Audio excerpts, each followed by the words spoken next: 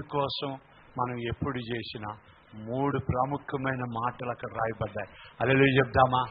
దేవుడి కోసం బతుకుతున్న వాళ్ళకి, దేవుడి చిత్తం చేస్తున్న వాళ్ళు ఎప్పుడూ కూడా ఈ మాటలు మర్చిపోకూడదు ప్రియులారా. హల్లెలూయా చెప్దామా? ఏంటి ఆ 3 అన్నది బైబిల్లో చూస్తున్నాం. లూకా సువార్త 1వ అధ్యాయం తెరిచిపెట్టుకోండి. మొట్టమొదటిగా దూత లోపలికి వచ్చి ఆమెను చూచి దయాప్రాప్తురాల, వండర్ఫుల్. ఫస్ట్ మాటే నీవు దేవుని దయకు ప్రాప్తురాల. అది అవసరం. ఎప్పుడైతే దేవుడి పని, దేవుడి కోసం మనం బతుకుతామో, ఎవరు దయ చూపిస్తారో చూపించరో, కానీ దయ చూపే దేవుడు మనకున్నాడు. హల్లెలూయా చెప్తామా? 45వ కీర్తన 2వ వచనం. నరుల కంటే ఇక్కడ ఏమన్నాడంటే దేవుడు నిత్యము నిన్ను ఎప్పుడైతే మనం దేవుడి పని మీద, దేవుడి కోసం, దేవుడి చిత్తం చేస్తామో దేవుడి ఆశీర్వాదం మనకు ఉండబోతాను. హల్లెలూయా చెప్తామా? ఏముండబోతుంది మనకి? దేవుడి ఆశీర్వాదం మనకు ఉండబోతాను. మనం భయపడక్కర్లే. ఏ విషయంలో కూడా మనం ఆందోళన చెందవసరం లేదు. ఎందుకంటే మరియమ్మ ఎవరి పని మీద వచ్చిందో, అందుకే దేవుడి ఆశీర్వాదం మరియమ్మ మీద ఉంది. దయాప్రాప్తురాల నీకు శుభం. అదే మాట ముందుకు సాగిపోతే అపోస్తుల కార్యం 7వ అధ్యాయం, అపోస్తుల కార్యం 7వ అధ్యాయం 46లో దేవుడి దయ పొందుకొని దావీదు దేవుని మందిరం అతడు దేవుని దయ పొందినవాడై, స్తోత్రాలు, యాకోబు యొక్క నివాస స్థలం. దేవుడి కార్యం చేయాలనుకున్నాడు. ఎందుకంటే అతడు దేవుని దయ పొందుకున్నాడు. ఎవరి దయ పొందుకున్నాడమ్మా? ఒక్క విషయం అర్థం చేసుకొని, చాలా మంది దేవుడి దయ కావాలి గారు, దేవుడి దయ కావాలంటారు. దేవుడి దయ ఎవరికి దొరుకుతుందంటే, దేవుడి కోసం ఏదైనా చేయి, నీకు దేవుడి దయ ఉంటుంది. హల్లెలూయా చెప్తామా? దేవుడి ఆశీర్వాదం నీకు దొరుకుతుంది. దావీదు మందిరం కట్టాలనుకున్నాడు, దేవుడి దయ దొరికింది. మరియమ్మ దేవుడి చిత్తం చేయాలనుకుంది, దేవుడి దయ దొరికింది. అందుకే దయాప్రాప్తురాల నీకు శుభం. రెండవదిగా ఏమంటున్నామా? అదే లూకా సువార్త 1వ అధ్యాయం 28వ వచనంలో దేవుడు నీకు, ప్రభువు నీకు తోడై ఉన్నాడు. మొదటిగా ఆయన దయ మనకుంటుంది. రెండోది ఆయనే మనకి తోడై ఉంటాడు. అదే చెప్తామా? అంటే దేవుడి దగ్గర ఉండే గొప్ప లక్షణం ప్రియులారా, నువ్వు చేయలేనిది నీతో చేయించడమే దేవుడు కూడా ఉండి చేయించదు. అదే చెప్తామా? నువ్వు చేయలేవు అమ్మా. ఎర్ర సముద్రం దాటలేరు, కానీ దాటించాడు దేవుడు. మరియమ్మ బిడ్డను కన్నా అది జరిగే పని కాదు, కన్యక గర్భవతి. ఎందుకంటే ప్రదానం చేయబడిన దేవుని కుమార్తె. ఆమెకు బిడ్డ కండం అంటే అంత సులభంగా, కానీ దేవుడే తోడయ్యుండి కార్యం జరిపించాడు. అదే చెప్తామా? అర్థమై అంచేత ఆయన తోడు, ఆయన కృప మనకుంటే చాలు. అర్థమైందా?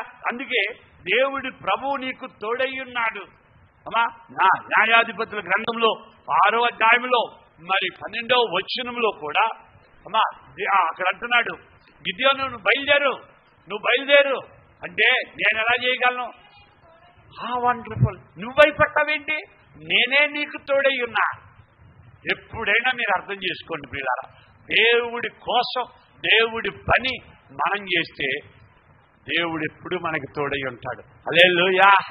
అది మనం అక్కడ అర్థం చేసుకో. అందుకే అపోస్తుల కార్యం 18వ అధ్యాయం 10వ వచనంలో ఆ మాట చూస్తున్నాం. నేను నీకు తోడై ఉన్నా. ఎప్పుడైతే దేవుడు మనకి తోడై ఉంటాడో ఎవ్వరు మన హాని చేయరు. హల్లెలూయా చెప్తామా? చాలా మంది భయపడతారు పాపం. ఏమైనా అవుతుందేమో స్తోత్రాలు అమ్మా, ఏమైనా అవుతుందేమో. కానీ ఎప్పుడైతే మనం దేవుడి చిత్తం చేస్తామో, దేవుడు తోడై ఉన్నాడో ఎవ్వరు ఏం చేయరంటమ్మా? హాని చేయరు. అర్థమైందా? కనుక మరియకు దేవదూత అన్నీ చెప్పేస్తుంది. నెంబర్ 1 ఏమంటుందమ్మా? దేవుడు అమ్మా నీవు దేవుని దయకు ప్రాప్తురాలివి.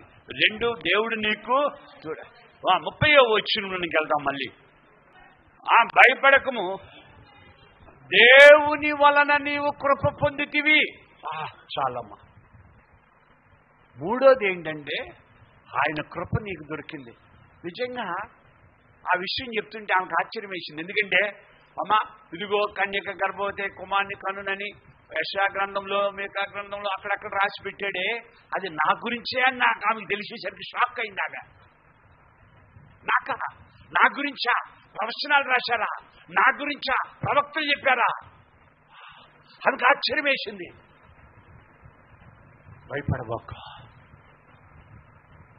దేవుడి కృప నీకు దొరికింది. ఎంతో మందికి లేని భాగ్యం నాకు దొరికిందే. అందుకే అమ్మన్నది, స్త్రీలలో నీవు కనుక మరియమ్మ దేవుడి కృపను పొందుకుంది అని ఇక్కడ చూడగలుగుతున్నాం పిల్లారా.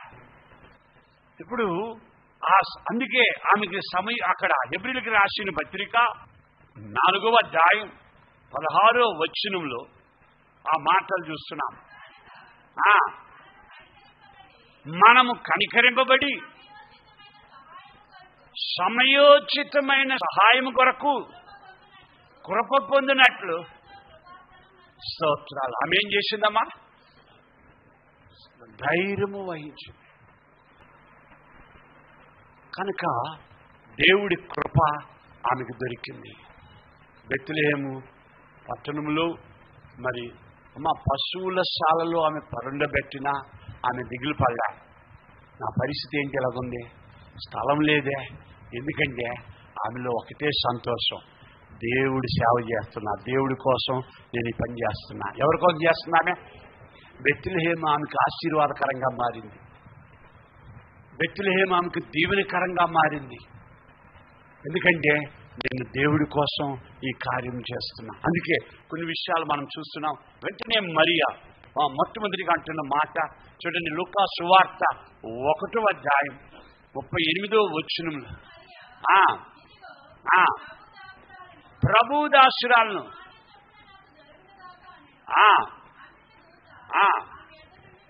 ఇప్పుడు ఇక్కడ జరుగుతున్న విషయాలు మనం చూస్తే ఆమె దేవుని యందు నమ్మికతో వెళ్ళడం మనం ఇక్కడ గమనించగలుగుతున్నాం.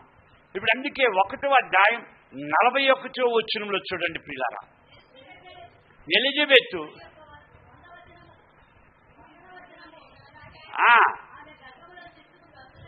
గంతులు వేసను.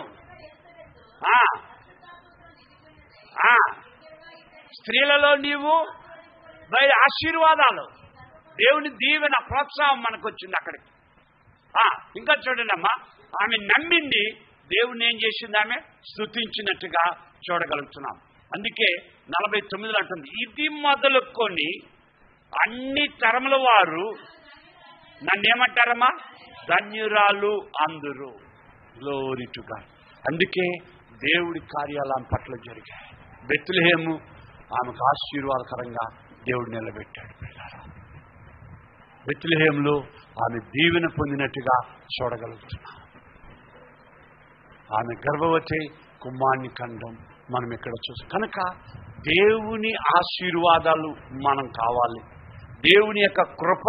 అందుకే ఇప్పుడు ఆమె మరియమ్మతో ఆ ప్రభుదాసురాలను దేవుడి తోడై ఉన్నాడు. ఎవరు తోడై ఉన్నారు? ఆమెకు దేవుడి తోడై ఉండబట్టి ఆమెకి ఆ కార్యం సులభమైంది. హల్లెలూయా చెప్దామా?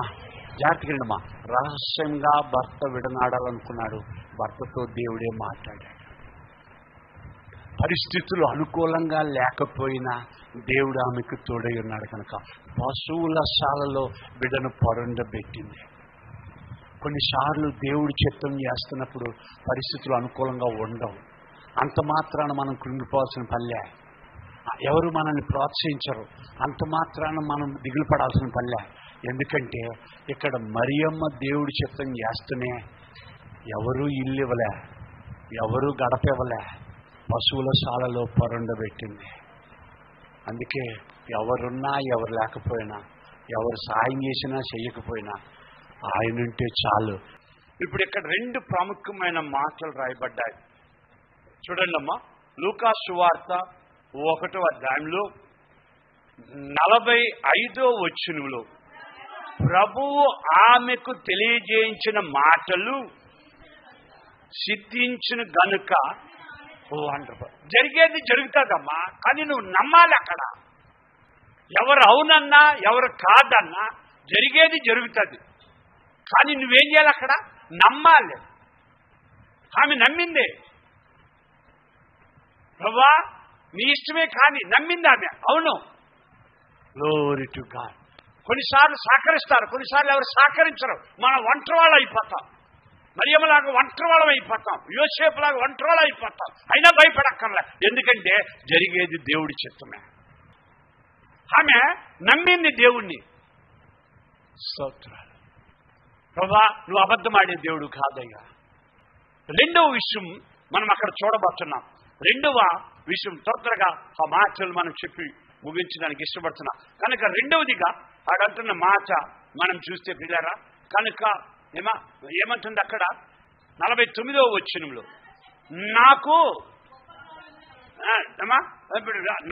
సర్వశక్తుడు నాకు స్తోత్రాలు. అందరూ నన్ను. రెండవది ఏంటంటే ఆమె అమ్మ ప్రవచనాలు విన్నది, మా ధర్మశాస్త్రం విన్నది, ఎవరికో అనుకుంది. అటు తిరిగి ఆమె దగ్గరికి వచ్చేసరికి ఆమెకు అర్థం కాల.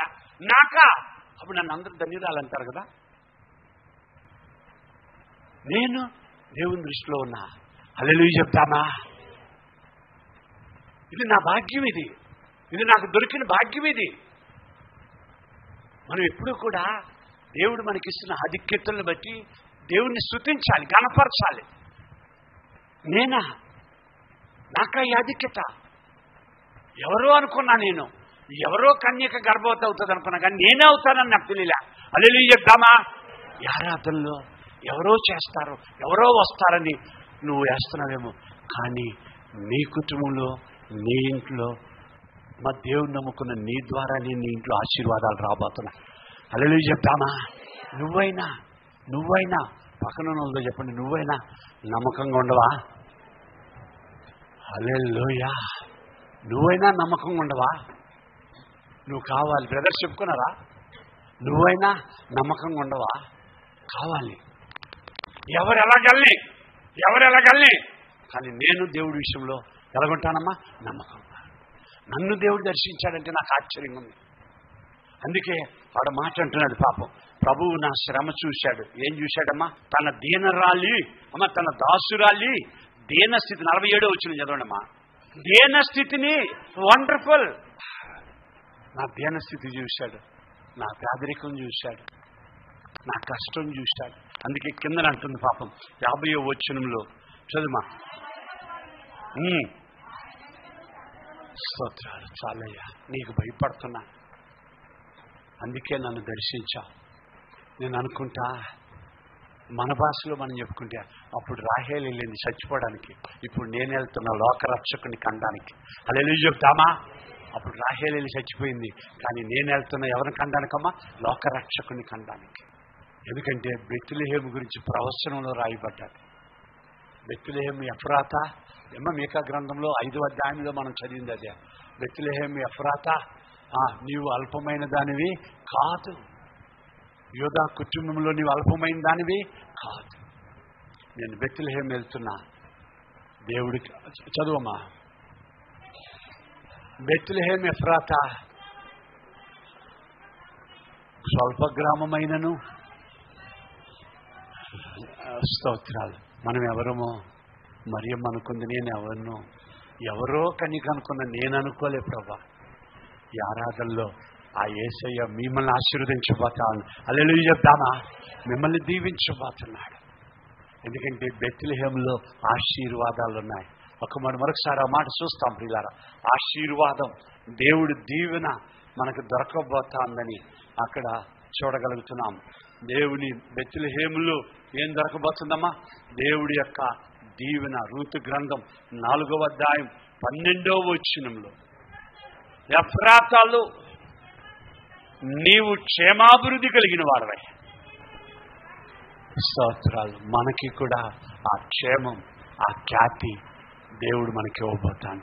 ఎవరు మనల్ని అవమానపరిచినా, ఎవరు మనల్ని నిందించినా, ఎవరు మనల్ని బాధ పెట్టినా, ఈ రెండు మనకుంటే నీ దీనస్థితిని చూసే దేవుడు, అమ్మా నీ దీనస్థితిని చూసే దేవుడు నీ భయము నీ భక్తిని చూసి నిన్ను ఆశీర్వదించబోతాడు. మన కోసం ఒక దరిద్రుడిగా పుట్టాడు. పశువుల పాకలో పాపం పరుండబెట్టబడ్డాడు. కారణం ఏంటంటే పేదోళమైన మనల్ని ఆశీర్వదించడానికే. హల్లెలూయా. పక్కనున్నదో చెప్పండి, యేసయ్య నా కోసం పుట్టాడు. హల్లెలూయా. యేసయ్య నా కోసం పుట్టాడు. హల్లెలూయా. నీ దయలో నీ కృపలో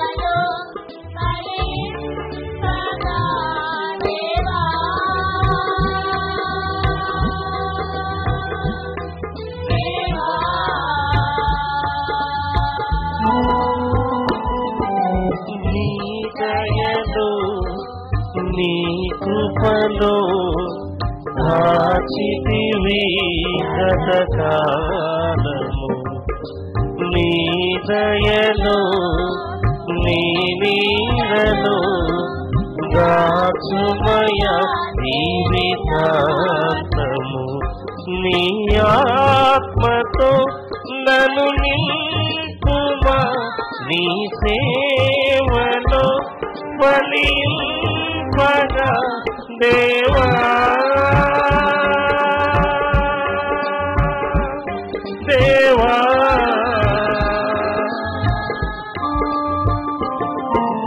నీ దయలో నీ కృపలో దాచితివి గతకాలము.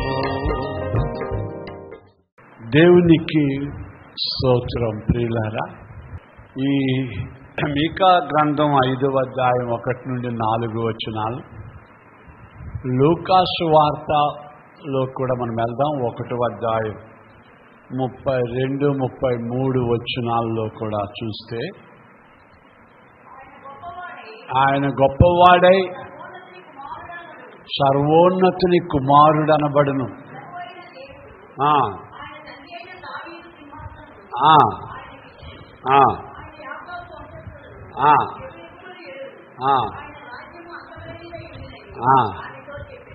ఇప్పుడు పాపం మరియమ్మ విషయంలో మనం అర్థం చేసుకుంటే, దావీదు కుటుంబంలోనే పుట్టింది ఆమె. ఎక్కడ పుట్టిందమ్మా? ఎక్కడుందమ్మా ఆమె?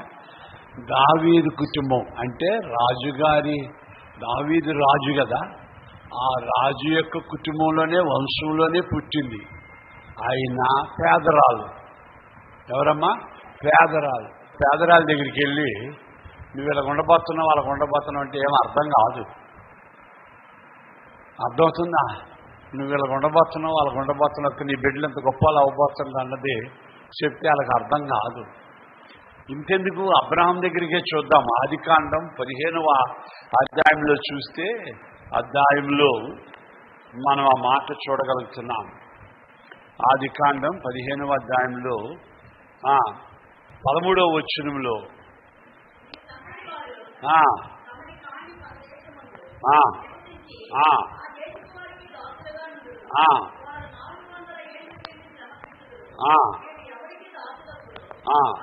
అలాగా 16వ వచనంలో కూడా నీ 4వ తరం వారి ఇక్కడికి, ఇవన్నీ దేవుడు పాపం అబ్రాహాముతో చెప్తుంటే, అబ్రాహాం ఏం చేస్తాడు చూడండి అక్కడ 12వ వచనంలో.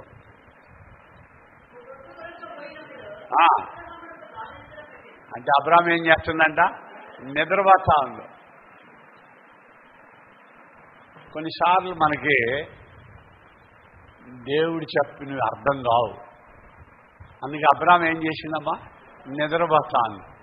ఈమె పేదరికంలో బాధపడుతుంటే నీ కుమారుడు దావీదు వంశంలో పుట్టినాడు, దావీదు సింహాసనం మీద కూర్చోబోతున్నాడు, ప్రభు దృష్టికి గొప్పవాడు అవ్వబోతాడు. ఇటంతా ఉంటే అర్థం కాని పరిస్థితి ఎవరికి? పాపం మరియమ్మకి. నేను అనుకుంటున్నా, మా జాగ్రత్తగానండి, కొన్నిసార్లు మన పరిస్థితులను దేవుడు మెరుగుపరిచి బాగుండపోతా ఉన్నాడు, అది మనకి తెలియకుండా పోతుంది అన్నదే బాధ. ఇప్పుడు ఒక విషయం అర్థం చేసుకోండి. రాహేలు గురించి ధ్యానించాం. రాహేలు గురించి ధ్యానించినప్పుడు తన కడుపును పుట్టిన కుమారుడు ఐగుప్తు దేశానికి ప్రధానమంత్రి అవబోతుందని తెలిస్తే ఆమె దొంగిలించుండేది కాదేమో. ఒక ప్రధానమంత్రి తల్లి బంగారం దొంగలాడిసింది, నగలు దొంగలాడిసింది అంటే ఎట్లా ఉంటుంది కదా? ఇప్పుడు ఆమెకి తెలియకుండా అంచేత మనం కొన్ని తప్పులు చేస్తున్నాం, కొన్ని పొరపాట్లు చేస్తున్నాం. ఎందుకంటే మనము ఈ పేదరికంలో, ఈ పరిస్థితులు బట్టో, ఈ ఇబ్బందులు బట్టో, ఈ కష్టాలను బట్టో మనం ఇలా చేసుకుంటున్నామేమో అనిపిస్తూ ఉంది. హల్లెలూయా. మన బిడ్డలు బాగుండా పోతా అందరూ ఎట్టగమ్మా. అర్థమే కాని జీవితం ఇక వ్యర్థమని, అర్థమే కాని జీవితం ఇక వ్యర్థమని నేననుకొనగా, కృపా కనికరము గల దేవా నా కష్టాల కడలిని దాటించితివి.